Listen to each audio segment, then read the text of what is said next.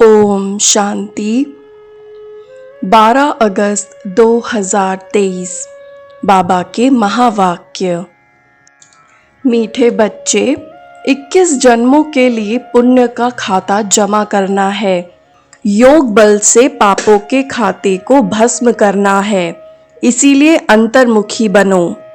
प्रश्न: किस श्रीमत का पालन करने से वाणी से परे जाने का पुरुषार्थ सहज हो जाएगा? उत्तर: श्रीमत कहती है, बच्चे अंतर्मुखी हो जाओ, बाहर से कुछ भी न बोलो। इस श्रीमत को पालन करेंगे तो सहज ही वाणी से परे जा सकेंगे। जितना याद करेंगे, स्वदर्शन चक्र फिराएंगे, उतना कमाई जमा होती जाएगी। याद के लिए अमृत वेले का समय बहुत अच्छा है। उस समय उठकर अंतर्मुखी बन आत्म स्वरूप में स्थित होकर बैठ जाओ। गीत: तूने रात गंवाई। ओम शांति। यह कौन समझाते हैं कि अंतर्मुखी हो जाओ, बाहर से कुछ भी न बोलो, अपनी आत्मा के स्वरूप में स्थित होकर बैठो। बाप बच्चों से कहते हैं, मुख से कुछ भी बोलो नहीं। राम राम आदि तो बहुत कहते आए, परंतु उस कहने से भी मनुष्य पावन नहीं बन सकते। मनुष्य पतित से पावन तब बन सकते जब पतित पावन बाप की श्रीमत पर चले। पतित पावन कहने से बाप याद आता है। बाप कहते हैं कि तुम बरोबर पतित थे ना, अब तुम पावन बन रहे हो। सतयुग में कोई पतित होता नहीं। 5000 वर्ष पहले जब भारत पावन था तो एक ही धर्म था। बाप तो सुख की ही सृष्टि रचेंगे ना। भारत सुखधाम था। लक्ष्मी नारायण, राम सीता आदि के मंदिर सतयुग त्रेता की निशानी है। सतयुग में बरोबर लक्ष्मी नारायण की डायनेस्टी थी। यही भारत था जिसमें सूर्यवंशी चंद्रवंशी का राज्य चलता था, जो अब फिर से स्थापन हो रहा है। इसको कहा जाता है वर्ल्ड की हिस्ट्री ज्योग्राफी। यह मनुष्य ही तो जानेंगे। मनुष्य नहीं जानते तो जानवर से भी बदतर कहा जाता है। बाप को जानने लिए कितने धक्के खाते हैं, परंतु जान नहीं सकते। तुम बाप के बच्चे बने हो तो बाप अपना परिचय देते हैं। पहले परिचय नहीं था तो इसका परिणाम क्या हुआ? ऑर्फन, नास्तिक, निधन के बन जाते हैं। अभी तुम बाप के बने हो, बाप से वर्षा ले रहे हो। बड़ा भारी वर्षा है। 21 जन्म स्वर्ग की राजधानी मिलती है, कोई कम बात है क्या? लक्ष्मी नारायण को 5000 वर्ष हुआ राज्य करते, फिर से हिस्ट्री रिपीट होती है। बाप समझाते हैं, मेरी श्रीमत पर चलो, अंतर्मुखी बनो, बाहरमुखी मत बनो। अब इस समय है घोर अंधियारा, इनको रात कहा जाता है। अभी सवेरा आ रहा है। कलयुग अंत को घोर अंधियारा, सतयुग आदि को घोर सोझरा कहा जाता है। बाप कहते हैं, मैं आता ही हूँ संगम पर, जबकि सभी मनुष्य पतित हैं। अभी तुम बच्चों को सदा सुख का वर्षा देने आया हूँ। विनाश सामने खड़ा है। बहुत गई थोड़ी रही, इसीलिए अब जल्दी जल्दी पुरुषार्थ कर बेहद के बाप से वर्षा लो, जैसे सब ले रहे हैं। सब पुरुषार्थी हैं। अब सबको स्वीट होम, वाणी से परे जाना है। वह है हम आत्माओं का घर, निर्वाण धाम। धाम में कोई एक नहीं रहते। जितने भी जीव आत्माएं हैं, वे सभी शरीर छोड़ जाएंगे अपने घर बाबा के पास। वह है निराकारी झाड़। जैसे चित्र में भी झाड़ दिखाया जाता है, वह है हम आत्माओं का घर, शांति धाम। फिर हम आएंगे सुखधाम। अभी 84 जन्मों का चक्र पूरा होता है। कलयुग के बाद सतयुग जरूर आएगा ना। द्वापर के बाद कलयुग जरूर आएगा। बाप कहते हैं, मैं कल्प कल्प कल्प के संगम युगे आता हूँ, पुरानी दुनिया का विनाश कराता हूँ। जब तक नई दुनिया स्थापन हो जाए तब तक इस पुरानी दुनिया में रहना पड़े। जब तक नया मकान बन जाए तब तक पुराने मकान में बैठे रहते हैं ना। फिर जब नया बन जाए फिर पुराने को तोड़ा जाता है। यह भी पुरानी चीज है ना। इसके विनाश के लिए यह है महाभारत लड़ाई। बाप बेट बच्चों को समझाते हैं, आत्मा भी समझती है। जिस्मानी नॉलेज भी आत्मा सीखती है ना। आत्मा कहती है मैं प्रिंसिपल हूँ, सर्जन हूँ। आत्मा की नॉलेज न होने कारण देह अभिमानी हो जाते हैं। आत्मा ही संस्कार ले जाती है। तुम बच्चे समझते हो शिव बाबा हम आत्माओं को समझा रहे हैं। हम आत्मा यह पुराना शरीर छोड़ फिर नया जाकर लेंगी। अभी हम श्याम हैं, फिर सुंदर बनेंगे। सुंदर से श्याम बनते हैं, 84 जन्म लग जाते हैं। फिर बाबा काम चिता से उतार ज्ञान चिता पर बिठाए गोल्डन एज का मालिक बना देते हैं। बेहद का बाप जरूर बेहद का वर्षा देगा ना। बाप तो ऊंचते ऊंच है।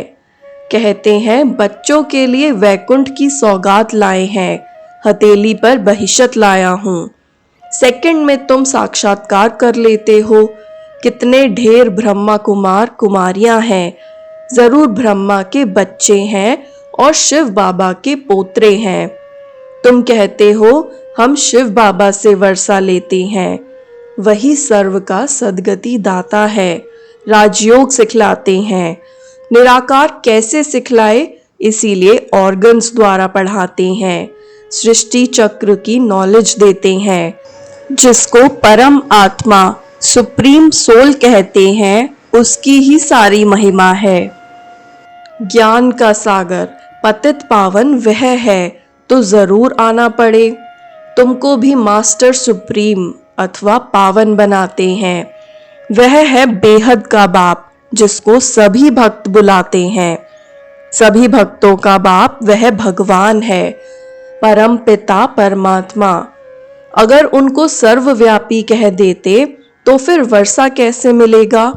मनुष्य को भगवान नहीं कह सकते। श्री कृष्ण को भी दैवी गुणधारी मनुष्य कहा जाता है। वह है फर्स्ट प्रिंस। सभी उनको झूले में झुलाते हैं। शिव बाबा को कभी झुलाते नहीं, क्योंकि वह कभी बच्चा बनता ही नहीं। यह तो साक्षात्कार कराते हैं समझाने के लिए। हम तुम्हारा बच्चा हूँ, तुम हमको अपना वारिस बनाएंगे। बलिहार जाएंगे तो मैं भी बलिहार जाऊंगा। बलिहार जाते हो तो जैसे मैं तुम्हारा बालक हो गया। मनुष्यों में कितनी अंधश्रद्धा है, जहां तहां माथा टेकते रहते हैं। इसको कहा जाता है गुड़ियों की पूजा। नवरात्रि में बहुत गुड़ियां बनाएंगे। उनके ऑक्यूपेशन का किसको पता नहीं है। 4-6 भुजा वाली देवी थोड़ी ही होती है और फिर तलवार आदि दे देते हैं। देवताएं हिंसक थोड़ी होते हैं। शास्त्रवादियों ने उन्हें भी हिंसक बना दिया है।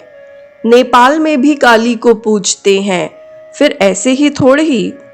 मम्मा ऐसी काली जीभ वाली है थोड़े ही। मनुष्य तो मनुष्य ही होता है।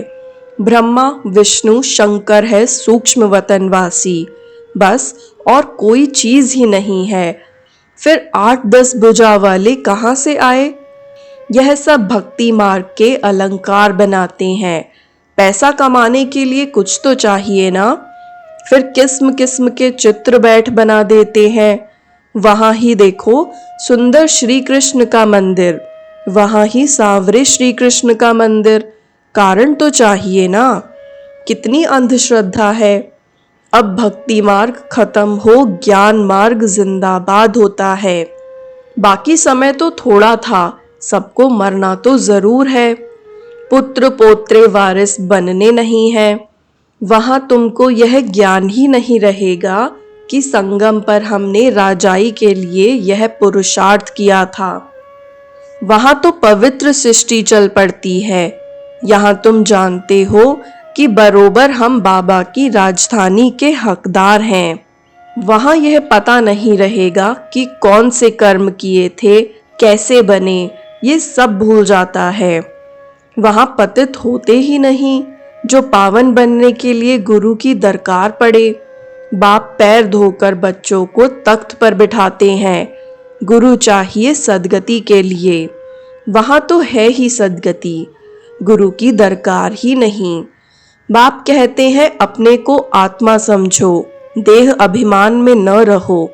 मैं आत्मा अभी डॉक्टर के रूप में हूँ, मैं आत्मा मजिस्ट्रेट हूँ। फिर यह शरीर छोड़ने के बाद पता नहीं क्या बनूंगा। हम इस शरीर द्वारा पढ़ते हैं, आत्मा ही इन ऑर्गन्स द्वारा पढ़ती है, आत्मा ही सुनती है। यह समझने की बातें हैं, ना कि दंत कथाएं हैं। बाप कहते हैं यह सारी दुनिया कब्रिस्तान होनी है। अब जागो, नहीं तो भंबोर को आग लगने के समय हाय हाय करेंगे, परंतु कुछ भी कर नहीं सकेंगे। काल खा जाएगा, त्राही त्राही करके रह जाएंगे। सजाएं भी बहुत खाएंगे। अभी हमें पापों का खाता खल्लास कर पुण्य के खाते को जमा करना है। नए सिर 21 जन्मों के लिए जमा करना है। जमा होगा बाप को याद करने से। पुराना खाता चुकतू हो जाना चाहिए। ज्ञान कितना सहज है। तुम्हारी रोज कितनी कमाई होती है।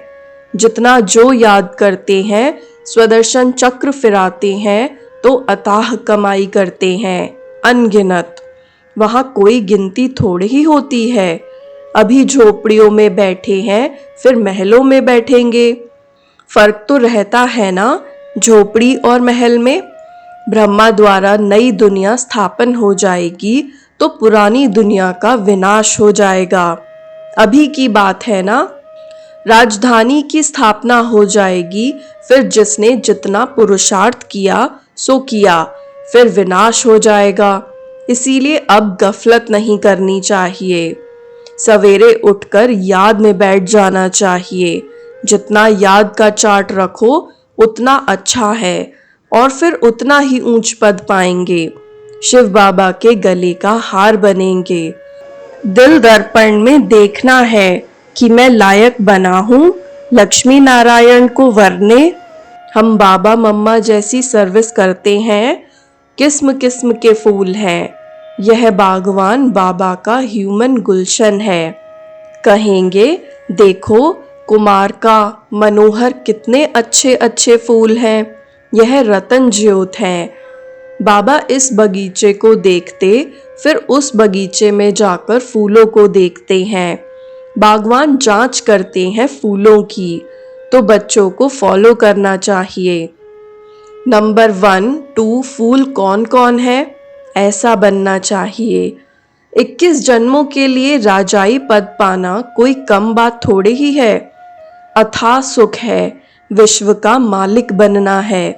यह स्कूल है।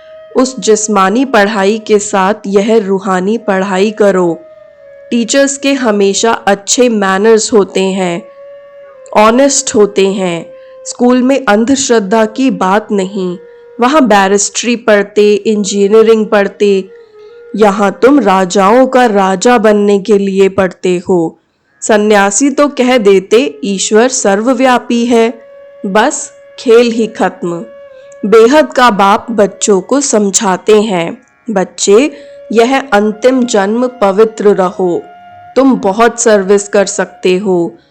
वहाँ भी एजुकेशन डिपार्टमेंट है, यह भी गॉडली एजुकेशन डिपार्टमेंट है। तुम बच्चे हो राज ऋषि, वह तो घर बार छोड़ देते हैं। तुम घर में रहते सारी दुनिया का त्याग करते हो। तुम्हारी बुद्धि में अब नई दुनिया है जो बाप ही बनाते हैं। इसीलिए बाप कहते हैं तुम मुझे याद करो, यह पुरानी दुनिया खलास हो जाएगी। यह रूहानी कॉलेज अथवा हॉस्पिटल भी बहुत बड़ा है, जिसमें तुम एवर हेल्दी एवर वेल्दी बनते हो। घर घर में तुम यह हॉस्पिटल अथवा कॉलेज खोल सकते हो। इसमें खर्चा कुछ भी नहीं, सिर्फ 3 पैर पृथ्वी के चाहिए। अच्छा, मात पिता बाप दादा का मीठे मीठे सिकिलधे बच्चों प्रति याद प्यार और गुड मॉर्निंग। रूहानी बाप की रूहानी बच्चों को नमस्ते। रूहानी बच्चों की भी रूहानी बाप दादा को याद प्यार गुड मॉर्निंग और नमस्ते। धारणा के लिए मुख्य सार। पहला, सवेरे सवेरे उठकर याद में जरूर बैठना है। इसमें गफलत नहीं करनी है। पुण्य का खाता जमा करना है। दूसरा, एम ऑब्जेक्ट को बुद्धि में रख अच्छे मैनर्स धारण करने हैं। रूहानी पढ़ाई जरूर करनी है। अंतर्मुखी होकर रहना है। वरदान, ब्राह्मण जीवन की विशेषता को जानकर उसे कार्य में लगाने वाले सर्व विशेषता संपन्न भव। ब्राह्मण जीवन की विशेषता को जानकर उसे कार्य में लगाने वाले सर्व विशेषता संपन्न भव। ड्रामा के नियम प्रमाण संगम युग पर हर एक ब्राह्मण आत्मा को कोई न कोई विशेषता मिली हुई है। चाहे माला का लास्ट दाना हो, उसमें भी कोई न कोई विशेषता है। तो ब्राह्मण जन्म के भाग्य की विशेषता को पहचानो और उसे कार्य में लगाओ। एक विशेषता कार्य में लगाई तो और भी विशेषताएं स्वतः आती जाएंगी। एक के आगे एक बिंदी लगते लगते सर्व विशेषताओं में संपन्न बन जाएंगे। स्लोगन, मनमना भाव के मंत्र की सदा स्मृति रहे तो मन का भटकना बंद हो जाएगा। मनमना भाव के मंत्र की सदा स्मृति रहे तो मन का भटकना बंद हो जाएगा। ओम शांति।